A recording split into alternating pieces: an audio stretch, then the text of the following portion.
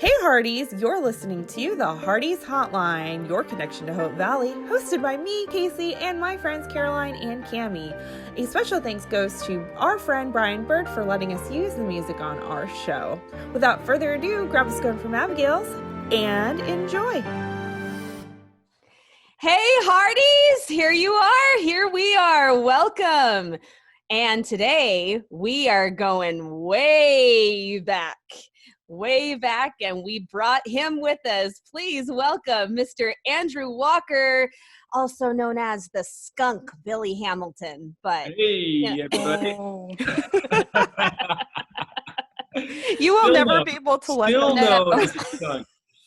Yes, people continue to call me the skunk. I think I have to Only go to 20 Hallmark romance Hallmark movies for people maybe to start alleviating myself from that title. Oh. Hey, you play such a dreamboat in all your other projects. We have to keep you humble somehow, right? Can't get too big for my britches here. No. Oh my goodness. Thanks for having us. Yes, thank you for coming on. We're excited. Okay, so Hearties, we're going to be grilling this guy about his character, Billy Hamilton, and we'll see how much he remembers because it's been a bit. So, Been a little bit. All right. A few years. Just a couple. All right, take it away. No big deal. Take it away, Casey. Alrighty. So this was actually the first Hallmark thing I've seen you in. Of course, I saw you in Reba, but never made that connection. We just wanted to know, was the mustache real or was that like... I got the mustache right here, actually. Oh. I carry the mustache wherever I go. Whenever I need to pull it out, I just whip it out. Just whip it out. That's it. Yeah. The mustache was real, and okay. I didn't think that I was going to be able to keep it.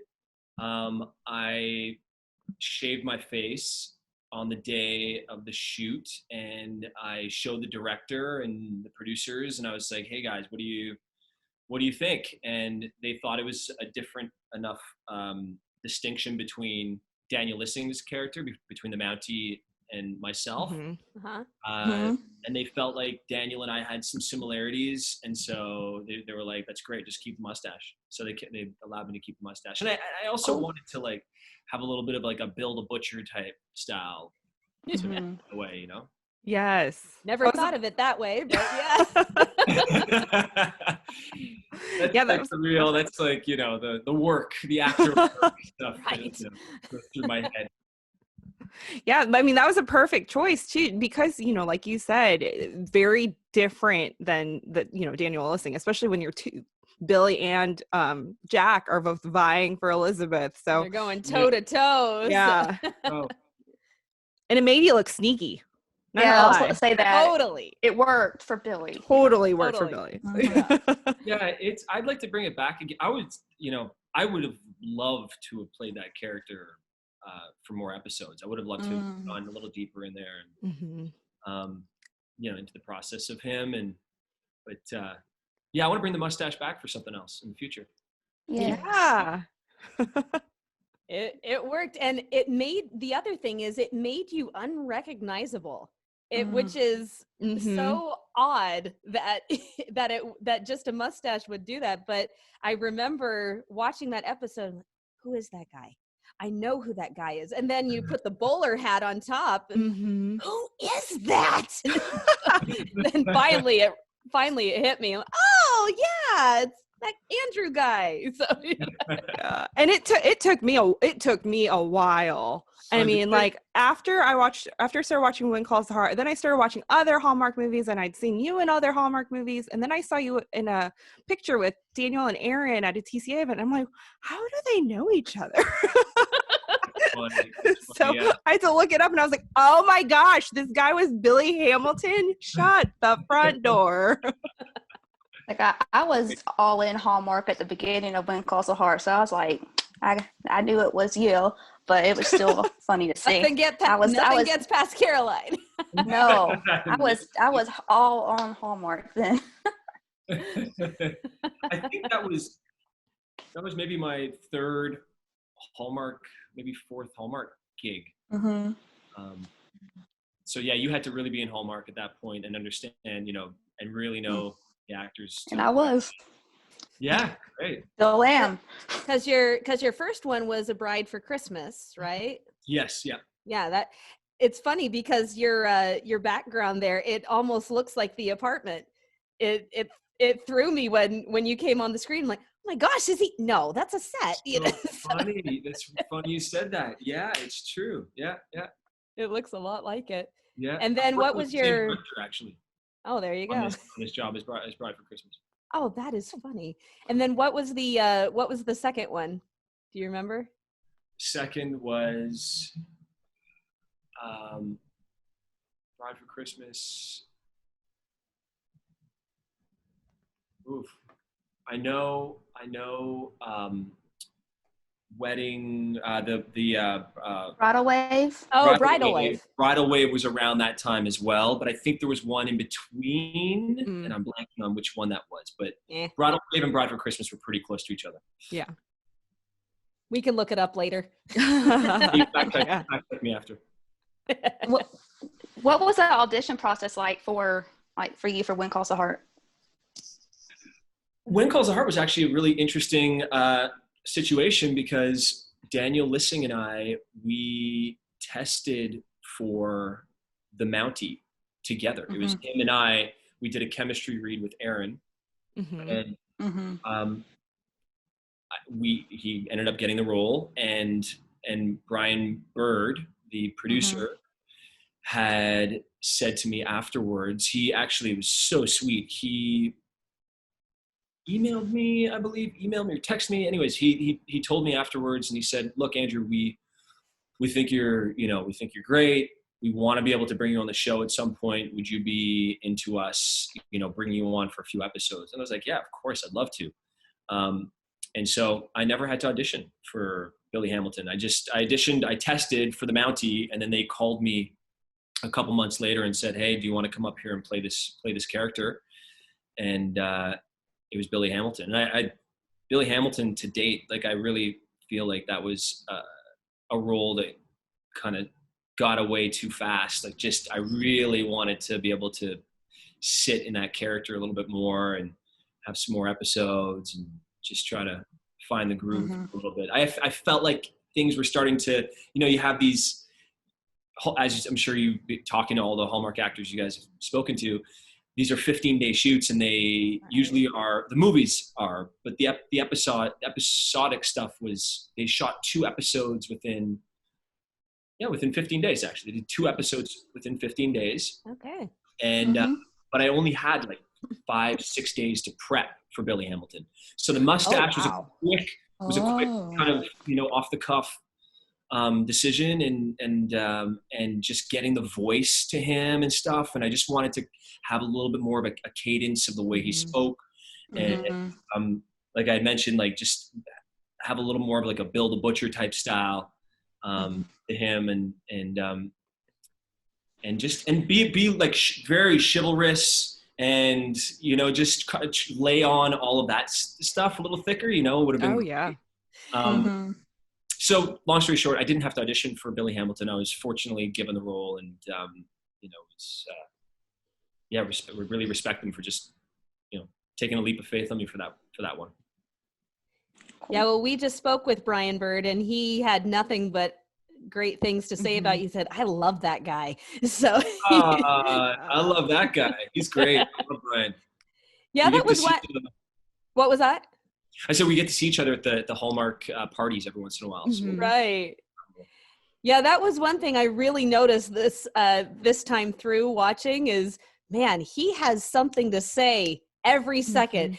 Truly meaningful, worshiping with you. I was never the marrying kind. I'm just like, well, you lay off the thickness of it. Yeah. Man, Billy, step back a bit. Yeah. Super slick. Super slick. Yeah. So here's a question about your backstory. How much did Billy really know? How educated was he? and how much did he have to cram because he knew he was trying to impress a teacher? Because you get there and you're quoting poetry and you're talking about geology and, you know, all of that.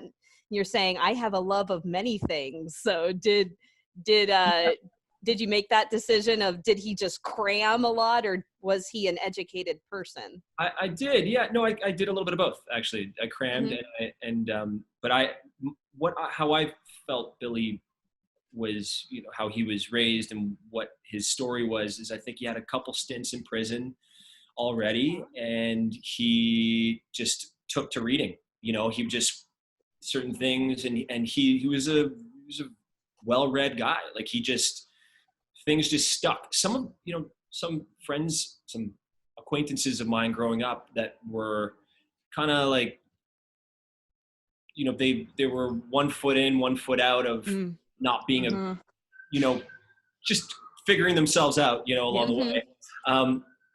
They were some of the smartest people I know, like some of the smartest people, and quick, you know, and it's a shame. You see a lot of people that are actually very brilliant that just like don't have direction. They just don't know what it takes to equate to like some sort of, you know, substantial life, you know? Right.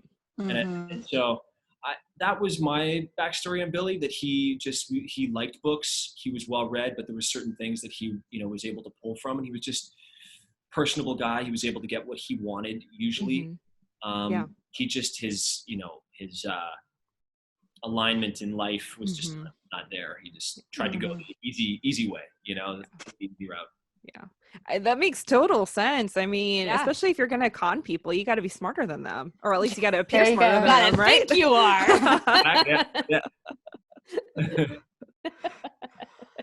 So Billy has a couple of run-ins with Jack, especially at the end when, you know, he's getting like shoved off the horse and all that. Did you do your own stunt or in your own riding?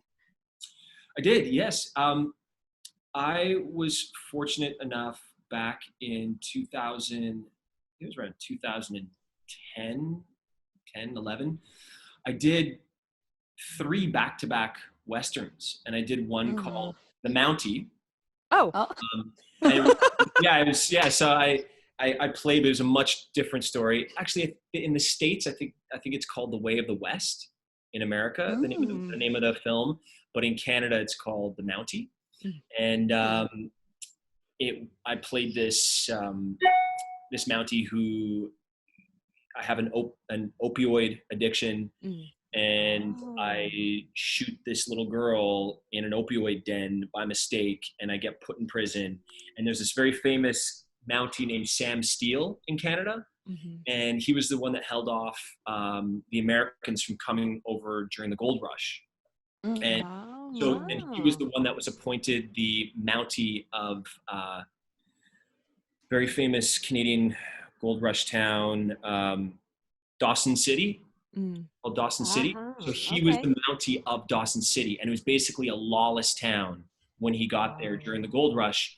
And it was Sam Steele with the big mustache, this big brown mustache, that came in, and he was the one that had to uphold the law there. And he also had to rally people. So he had this amazing way of like bringing people on his side, but also being feared, very feared. And people didn't really understand law at that time. They didn't understand the police, didn't understand. So he was the first Mountie. Anyways, he pardoned me, and he takes me out of prison, and he appoints me to the farthest town north in Canada to figure out some sort of drug. There's a drug run coming in from these Russians, because top of Canada used to be connected with Russia back in the long time ago, and it was a really great movie that I was able to ride a horse. I had 2 weeks of horseback riding lessons before I started shooting that, and then right after that, and I wasn't too comfortable on a horse at that point.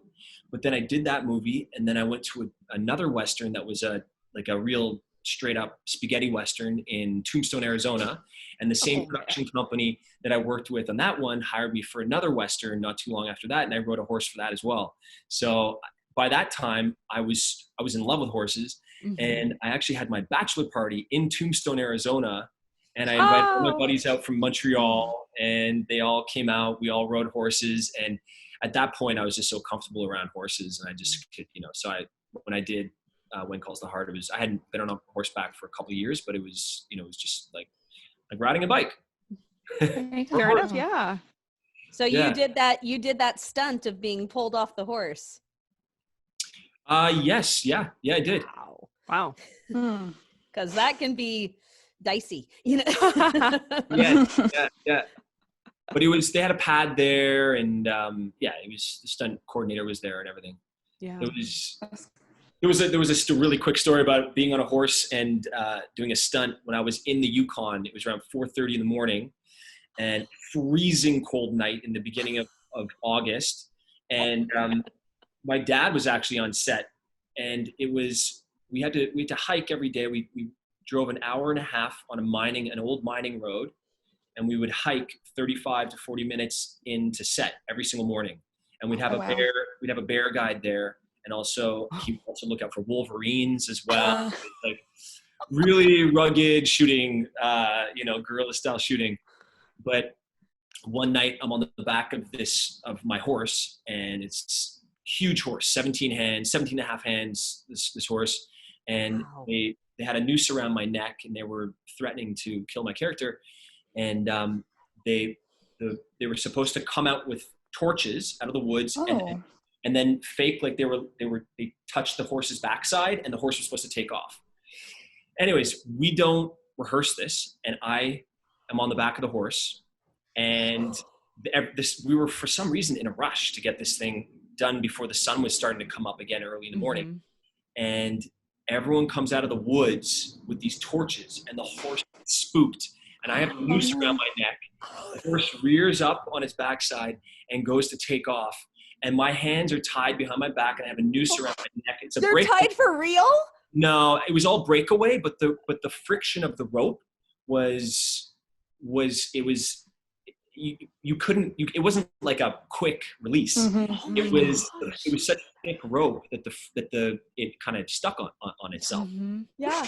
Oh my gosh. gosh. I somehow got my hands freed loose, and I grabbed the horse's mane, and I pulled him back as he was like taking off, and the stunt coordinator jumped in front, grabbed the horse, was like whoa, whoa, whoa, like this. But it was so I kind of that was the pinnacle of being of being scared of on the back of a horse. So I've done that.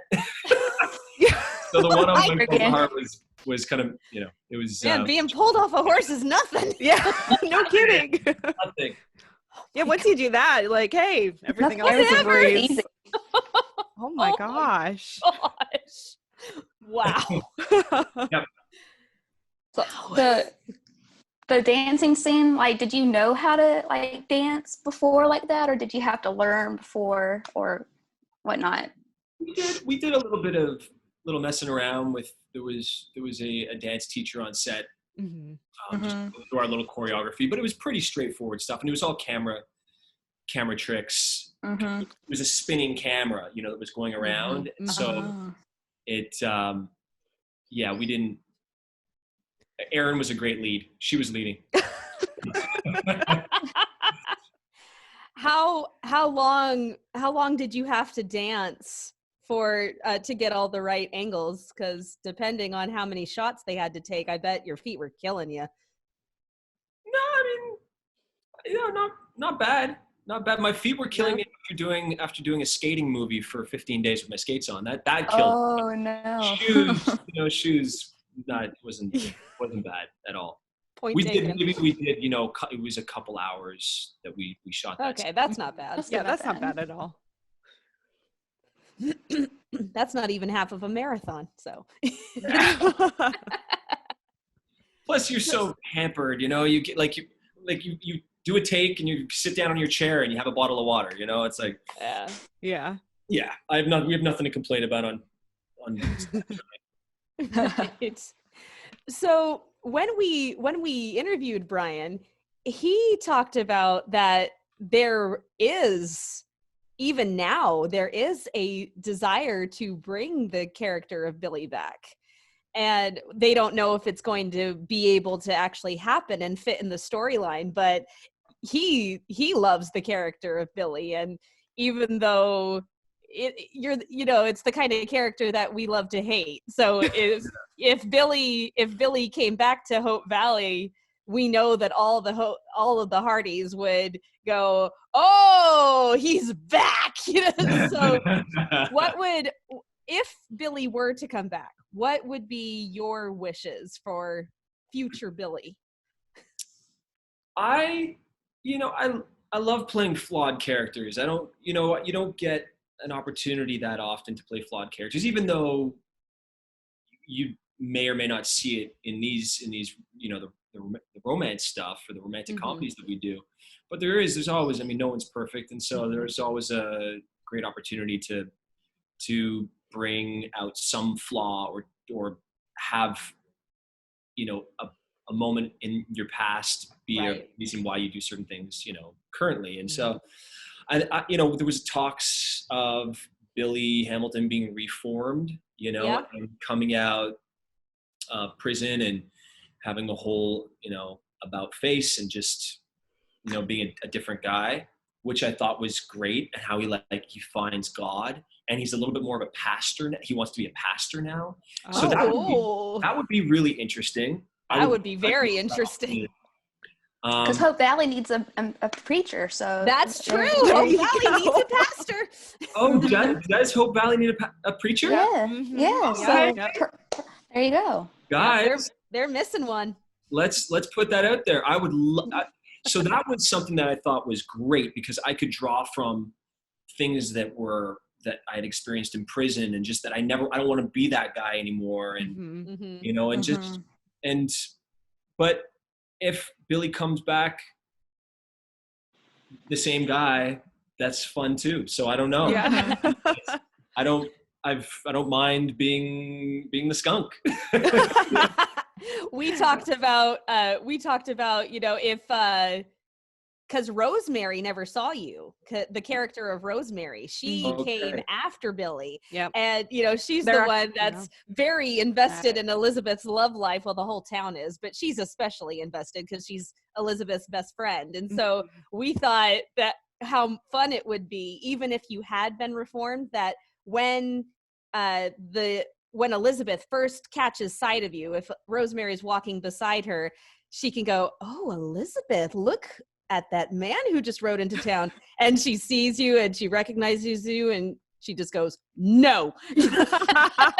Right. You already have this all written out. You should submit the pages already. Bingo. Right. Emailing Brian Bird. I got a spec episode for you. There's already a triangle for Elizabeth, so I don't want it to be a square. A box might be a little difficult. No. Well, who are the single ladies in town? Who are the single ladies in Hope Valley? Oh, all of them? Well, no. There's I'm kidding. Fiona, who's new. Fiona's single. Florence is still single. Molly is single. I think they're a little too old for Billy, but maybe. Katie Yost, but she hasn't been there for a while. Yeah. So we can bring some new single there ladies. There are plenty of single ladies. All the single ladies. All the single ladies. Oh, too funny. Goodness. So, we know this was quite some time ago that you filmed these 2 episodes, but do you remember one of your favorite scenes that you've filmed for this role?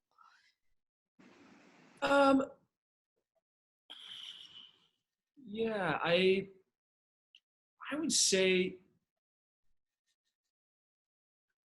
I really like the tug of war scene. Mm-hmm. That's a good one. Yes. That's A lot of fun. I liked, there wasn't even really, from what I remember, any dialogue really, but just the, getting caught up in the whole moment of entering town for the first time. Mm-hmm.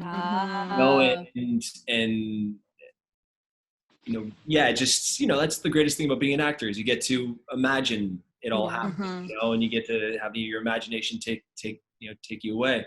And so that was fun, just like being in that moment of arriving in town and seeing it all for the first time. And you had very eager eyes. Looking for Elizabeth. It was almost like you were looking for her. Yeah. Yeah, it was like I could almost see you. You're like, okay, which one is she? Which one is she? You know.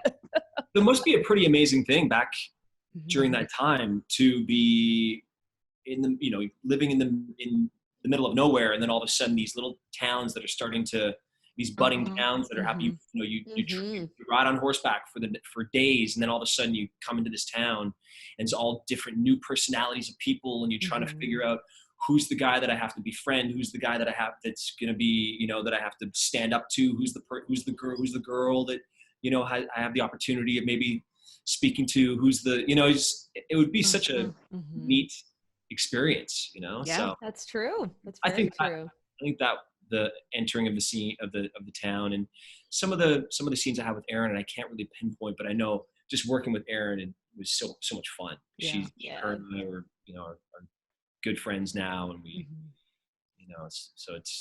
that was such a special moment for me to work with her, and it just goes to show that now 6 years later we're such close friends because of that experience that we had together. Yeah. Can we plug right now a movie for y'all? I was gonna say, yeah. I've already mentioned it in my previous interview with him. I said, okay, now I want to see the two of you as a couple. Yeah, that'll be something for When Calls the Heart fans to see. Oh, yes. Wait, no, she can't be with him. He's a skunk. Yeah, have a mustache. Yeah. Unless they're like me, oblivious to actors that their differences in the changes of their mustache or beards or haircuts. Yeah. Oh, goodness. I'm so bad at recognizing people when they're it's terrible. So I would be all for it. I'd be like, oh yeah. Totally. So about the tug of war scene, how long? Because if you had filmed that scene first, then you wouldn't have needed the blisters. You wouldn't have needed the makeup chair for the blisters. Yeah. So, but no, all kidding aside, how long did the blisters take in the makeup chair? Do you remember? And not long. Oh, not long? Okay. Not long. 10, 15 minutes. Nothing. Oh, that's easy. Yeah. It was not bad at all. Because we've heard of small wounds taking an hour, and so it just kind of depends on how intricate it is. Exactly. It just depends how intricate it is, and also. But apparently the blisters weren't that intricate. No, not really. Because certain things like bruises are pretty easy to put on. It's just like layering of the makeup. Right. Blisters. Not, but a wound, like a gash or something, that's a little bit more fine detail stuff, Sure. So what was the hardest scene for you to film without cracking up? Man,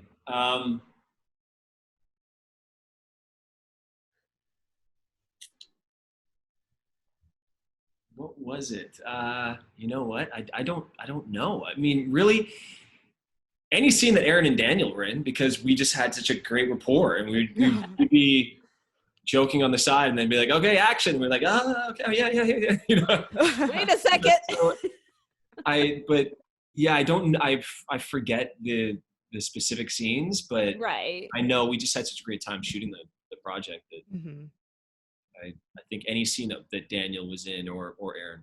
Daniel was a little more like he was really in the zone because it was his first proper acting gig that he had done. He was still pretty new to it all. So him and I would just talk acting actually a lot of the time. So he would, ask me questions, and I would, ask him questions, and we were just enjoying the whole process of the acting, where Erin was a little bit more, easygoing with the whole experience of her being there. And so I think Daniel was like really feeling that, this is his opportunity. This is his show. He wants to really get in there, do a great job. And and he did, so Yeah. Absolutely. That's a resounding opinion. Yeah. So, if you could create a new character for When Calls Our Heart, like who would you want to be? A new character. Legit, like really, I really want to play Billy Hamilton again.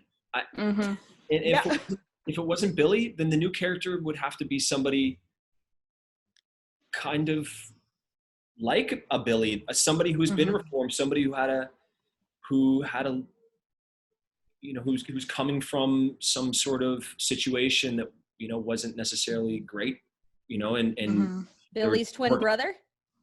Yeah, that was also Brian. Brian had said that as well. He's like, well, what if it's Billy's twin brother? He comes to town and he's a different, he's a completely different person than Billy, and he's trying to find Billy. It's like that would be really interesting. That too. would be fun. Yeah. It'd be like Nicolas Cage in Adaptation. I could, be two people. Yeah. He could want revenge for his brother being put in prison. And so he's going around looking for Jack, and then he finds out that Jack's dead and had this whole wave of guilt come over him. That's it. Boom. Boom. Drop the mic. Yeah, there you go. And that would be kind of fun too. Like that would be a great doing the whole like Parent Trap thing, like with the double or the Switch for Christmas with Candace Cameron Bure, to play both parts. Like, I feel like that'd be fun for you as an actor. That would be a trip. Alrighty. So one scene we love is the cake auction scene. Like, it is just so funny with the two of you guys, like just trying to up Elizabeth and keep bidding. And I think Billy spends $3 on her really pitiful cake. When Florence Blakely's got 80 cents, Yeah.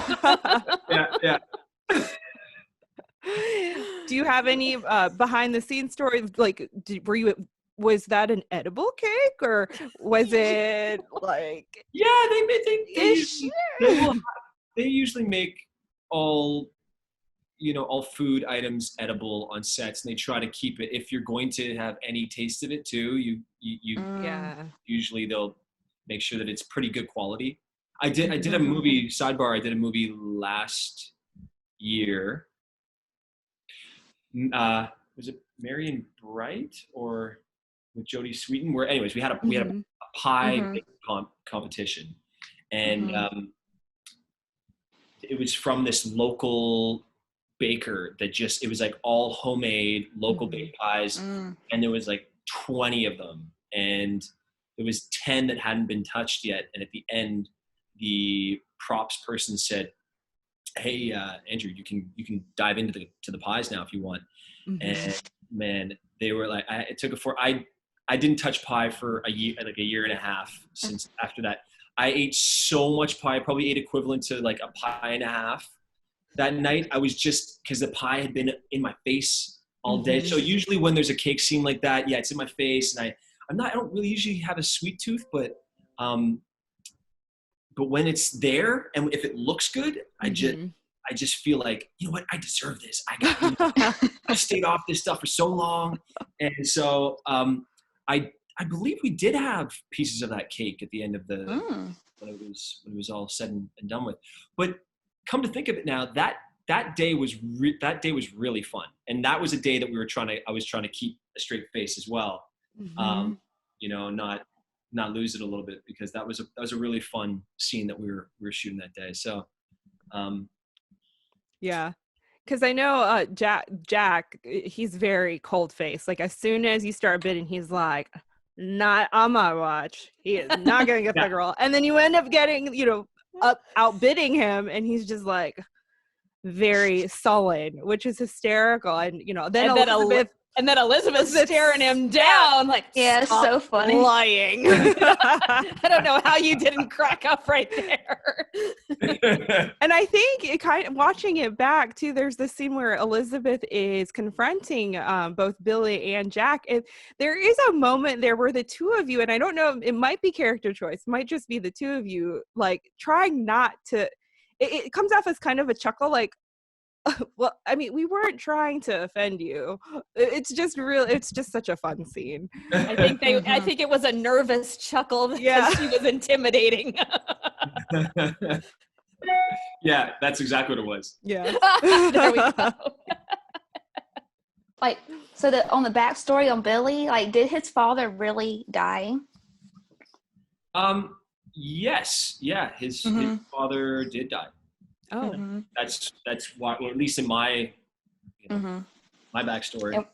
And why did he? Oh, sorry, go ahead. And saying, why did he want to con Elizabeth?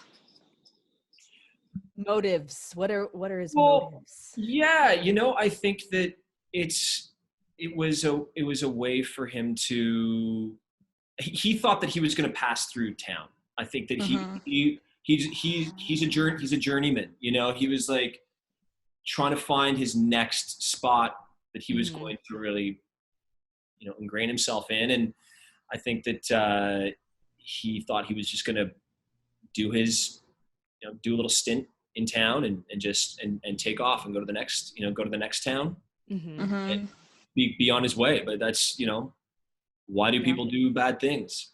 It's a very interesting question. I think that it's the rush of it. And also he thought that he could get away with it, legitimately thought he could get away with it. He hasn't really, he's good at what he does.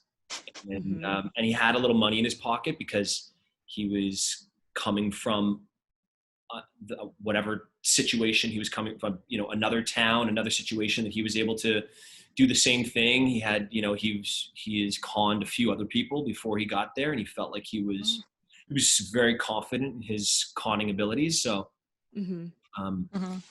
yeah. And then he slipped and said 2 sisters. Gave it away. Do you think if Billy would have actually, gotten Elizabeth's attention and they would have gotten married, or he would have taken her away or whatever, do you think that she would have had enough influence on him to kind of help him reform? Or do you think he still would have been a bad guy and like cleaned her out and like, see ya, It's a good question. I think that she definitely lived a convincing enough life that maybe he would have seen, a different side, and maybe would have been, because there was definitely moments where Billy was really taken aback by the type of person that she was. I think there was moments where he was like, wow, do I want to be doing this right? Like, is this the girl that I want to do this to? But he's so far downstream anyways, and his agenda was his agenda. And he saw these opportunities and he didn't want to give up on those opportunities. And yeah, I think there would have been a possibility he would have been a changed guy if he ended up with her. Yeah. Yeah. Cool. I wonder if he had actually gone through with it and married her, because maybe he thought if he had married her, he would be living the good life and he wouldn't have to con anybody else.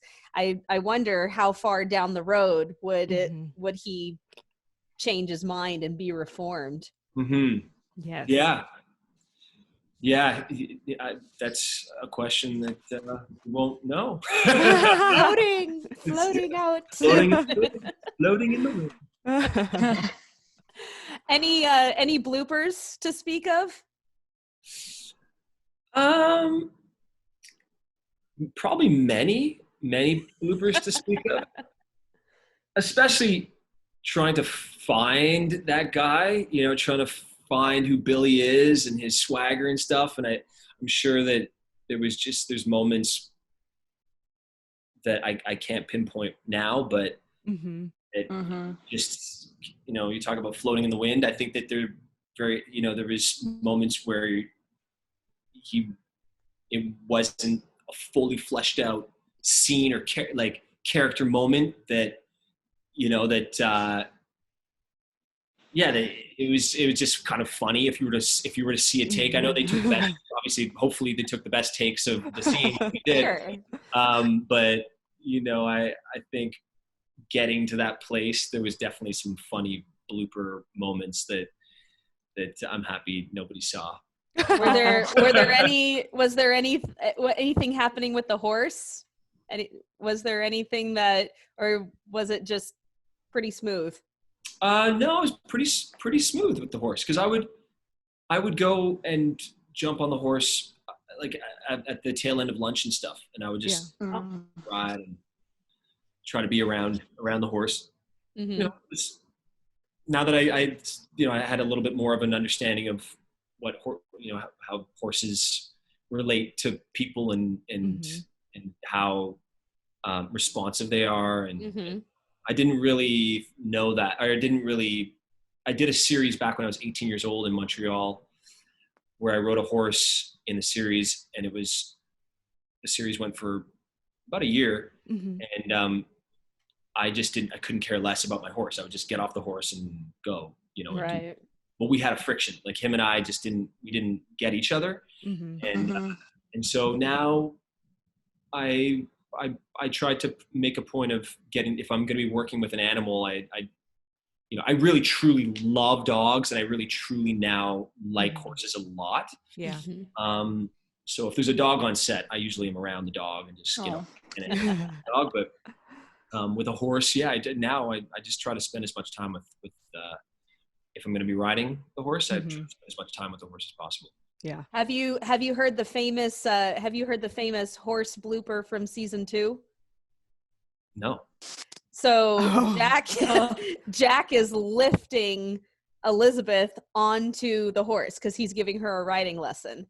And during one of the takes, she jumped and overcompensated, and he overcompensated by lifting her, and she rolled and landed on the ground on the other side of the horse. Yeah, I think. And everybody just went.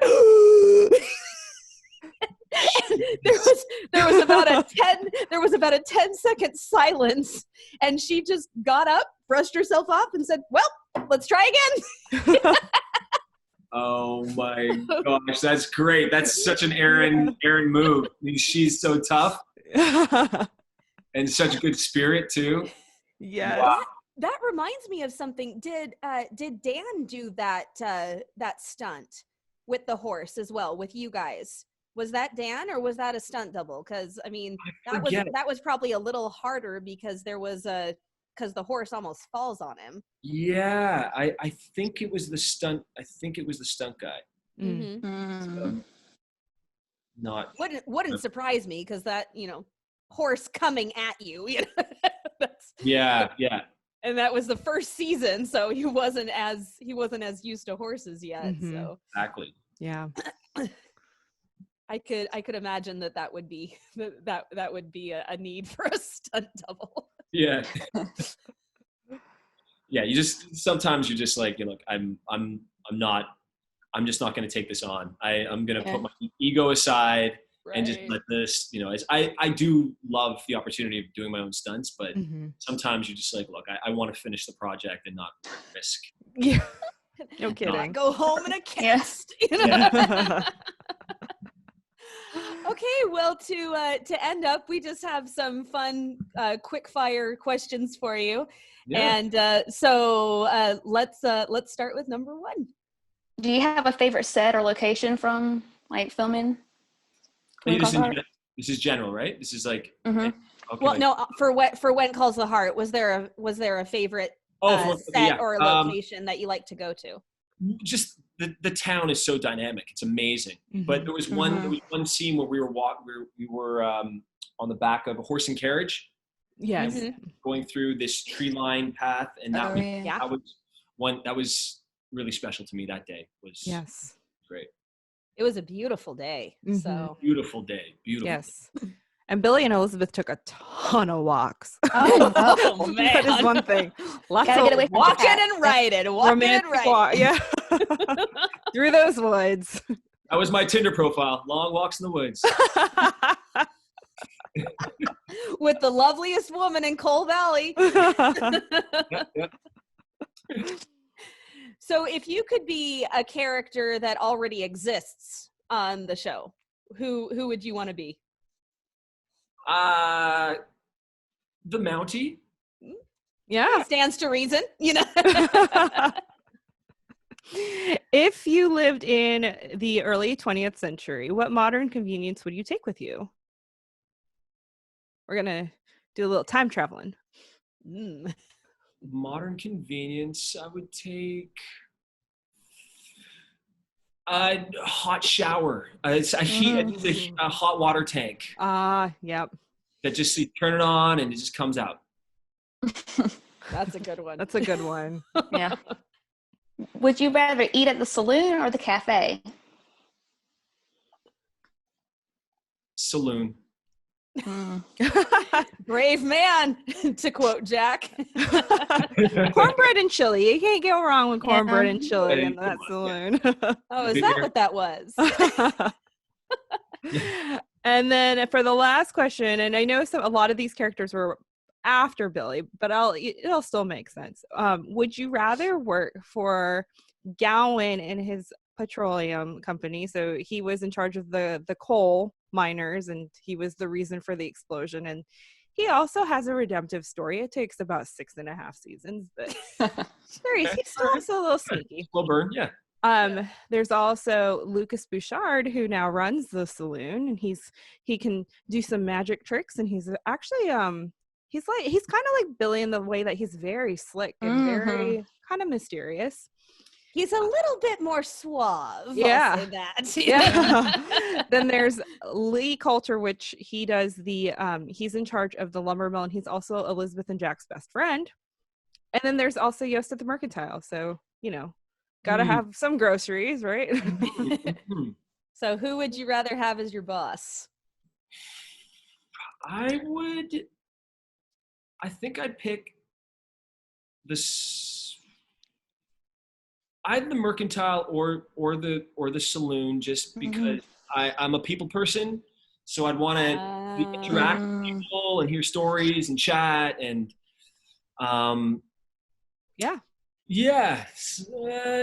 maybe a saloon, a little more action, There you go. Way more action, yeah. A whole lot.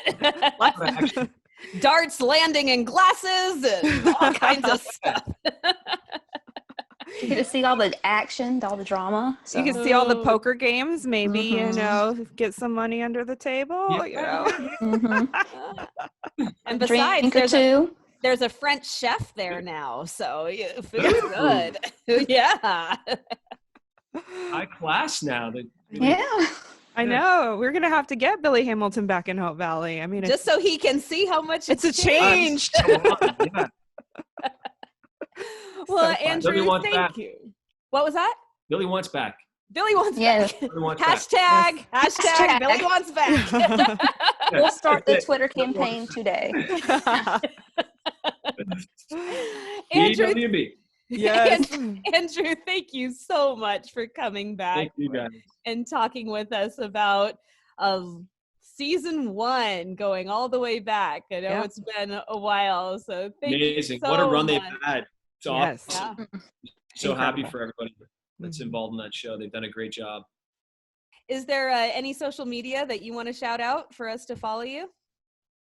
Sure, yeah. My Instagram is at awalk35, which is 2 Ks, awalk35.